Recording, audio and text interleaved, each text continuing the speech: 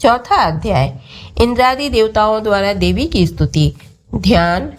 सिद्धि की इच्छा रखने वाले पुरुष जिनकी सेवा करते हैं तथा देवता जिन्हें सब ओर से घेरे रहते हैं, उन जया नाम वाली दुर्गा देवी का ध्यान करें। उनके श्री अंगों की आभा काले मेघ के समान श्याम है। वे अपने कटाक्षों से शत्रु समूह को भय प्रदान करती हैं। उनके मस्तक पर आबद्ध चंद्रमा की रेखा शोभा पाती है।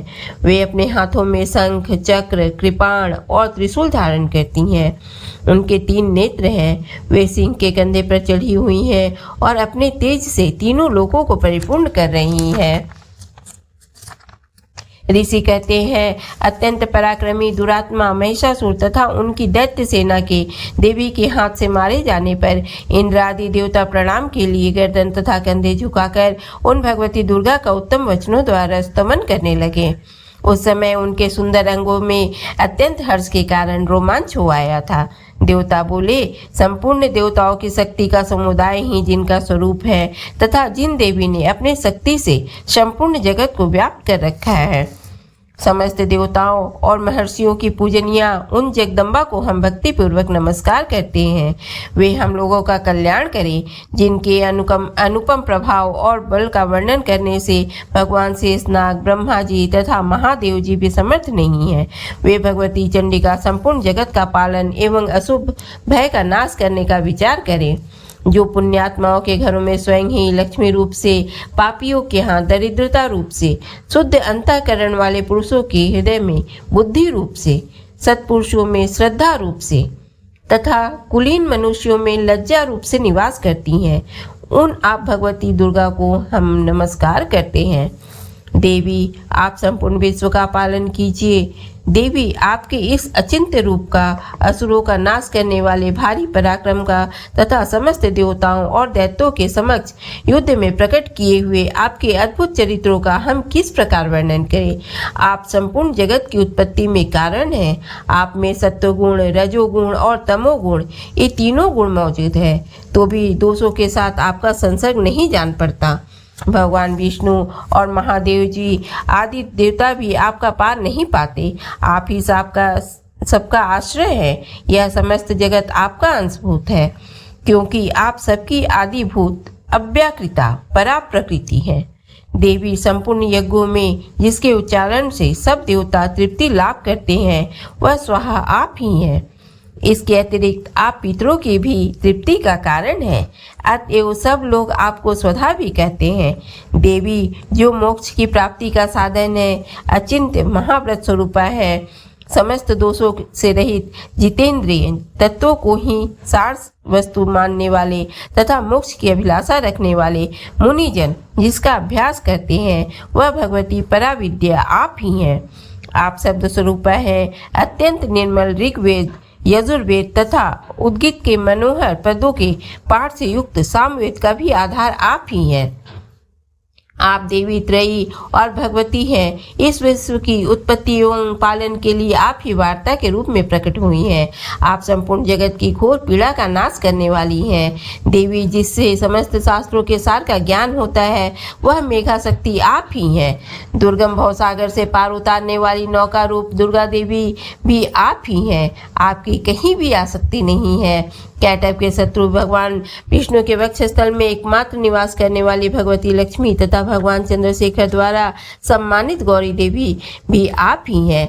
आपका मुख मंद मुस्कान से सुशोभित निर्मल पूर्ण चंद्रमा के बिंब का अनुकरण करने वाला और उत्तम सुवर्ण की मनोहर कांति से कमनीय है, तो भी उसे देखकर महिषासुर को क्रोध हुआ और सहसा उसने उस पर प्रहार कर दिया। यह बड़े आश्चर्य की बात है।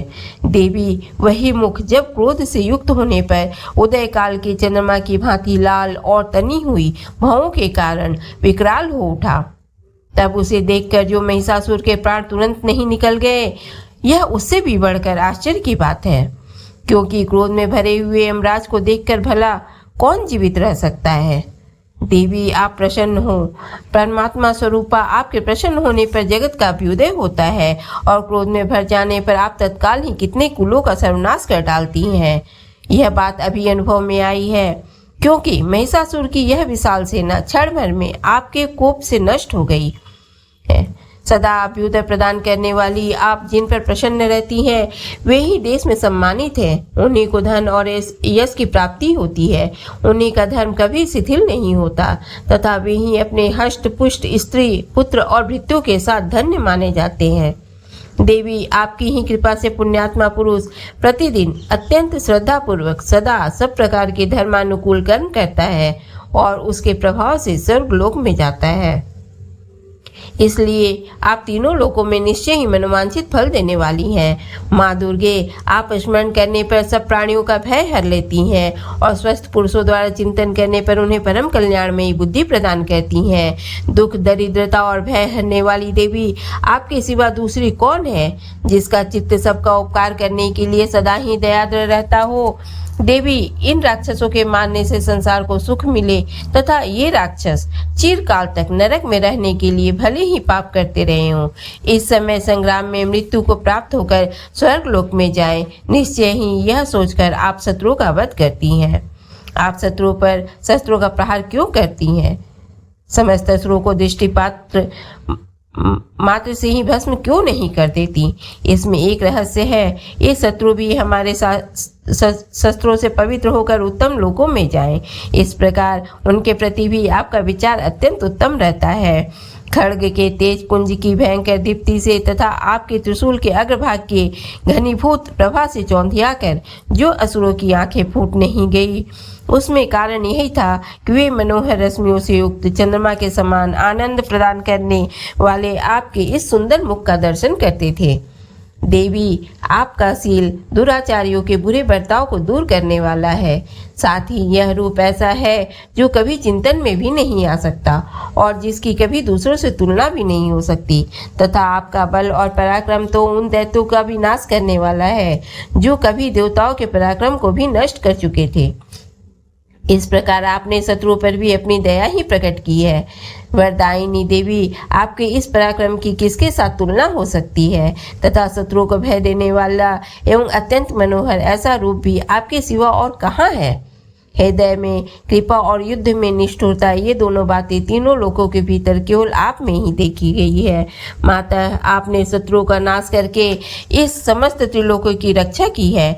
उन शत्रुओं को भी युद्ध भूमि में मारकर स्वर्गलोक में पहुंचाया है तथा उन्मत्त दैत्यों से प्राप्त होने वाले हम लोगों के भय को भी दूर कर दिया है।